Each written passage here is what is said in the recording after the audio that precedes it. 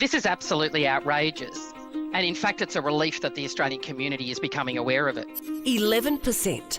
That's the minimum Aussie employers have to pay their staff in super under the superannuation guarantee.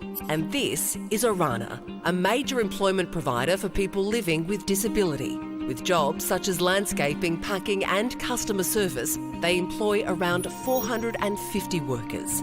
These workers, they only get 9.5% super, it's been revealed today. It's not really fair to pick on one particular provider or company because, in fact, this is widespread practice throughout the sector because, in fact, it's legal. Around 20,000 Aussies living with disability are employed by Australian Disability Enterprises, or ADEs, like Orana. But the latest update to the ADE's workplace laws was in 2021. Since then, the superannuation guarantee has been updated 3 times. By absolute definition, this is segregation, where segregation means there are different rules for different people because of their characteristics.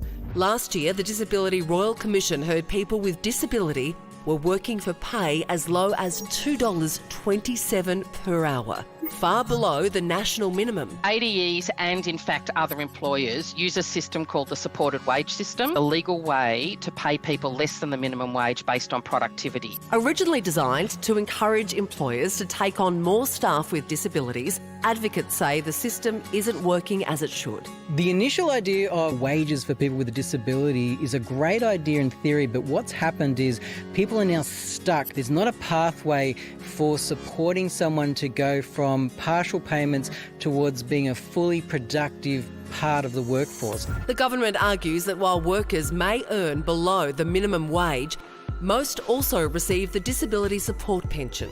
But 4 of the 7 Royal Commissioners recommended sub-minimum wages and disability enterprises be phased out by 2034. It's really important that Australia recognises the value of people with intellectual disability and pays them appropriately, but it's also really important that when we make this transition, that we make sure that no one is left behind. So is it time some of the nation's most vulnerable get a fair go? Well, disability advocate Elly Desmarchelier joins us now. Elly, I'm sure you're not shocked by this, but for most of us it is surprising that there is this big disparity when it comes to paying super. Can you help us understand why it exists? Well, for decades, the value that we have placed on the work of people with disability has been low, and this is just the latest example of that.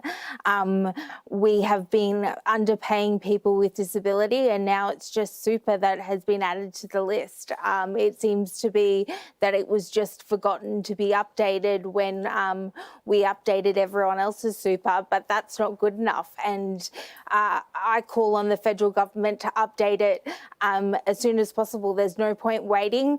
Take it to the Fair Work Commission, update it to 12% right now. Your super is your retirement savings. Forgive me if I'm wrong or ignorant. I would have thought someone with living with a disability particularly is going to need those retirement savings to make sure they have everything they need for the remainder of their life.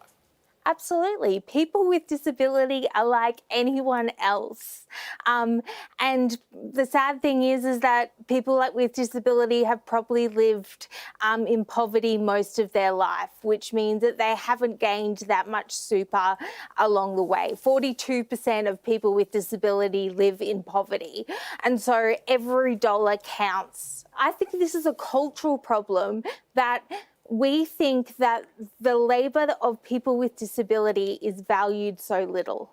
Elly, you're obviously right on calling this out as a cultural issue, but I suppose there is a history to this, right, which is that governments have tried to incentivise employers to recruit people living with a disability, and part of that has been to effectively make it cheaper to do so. Is there a risk that by having this conversation, by seeking these changes, some employers might be deterred from employing? Well, if that's the case, then we have more problems than we're willing to talk about. If paying people with disability the same as people without disability is going to stop employers from actually hiring people with disability, then that is a problem that we need to talk about. We need to call that out. What we need to do in this country is actually have a conversation about whether we believe people with disability are equal. And right now, that question insinuates that we are not equal, that we don't deserve the same money, the same rights, the same super, the same workplace requirements, the same human rights as everyone else. And that's a bigger problem than whether we have a job, is how our fellow Australians think of us. Elly, on that score, obviously government over time has tried to encourage employers to shift that culture. How else do you do it? You do it by actually starting to get people with disability into open employment. Only 1% of people that move into an ADE ever leave. So if you go into an ADE, you'll be there your whole life.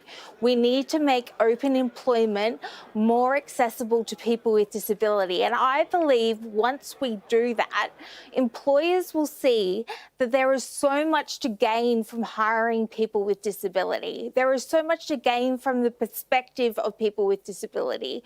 We are the greatest problem solvers on earth. We have ideas, we have skills, and we have a perspective that no one else has. But let's be clear, the people who are in ADEs are people with intellectual disabilities. So we need to talk to people with intellectual disabilities and their families and make sure they're supported in this transition. Elly, thank you so much for your time tonight. We really appreciate it. Thanks, guys.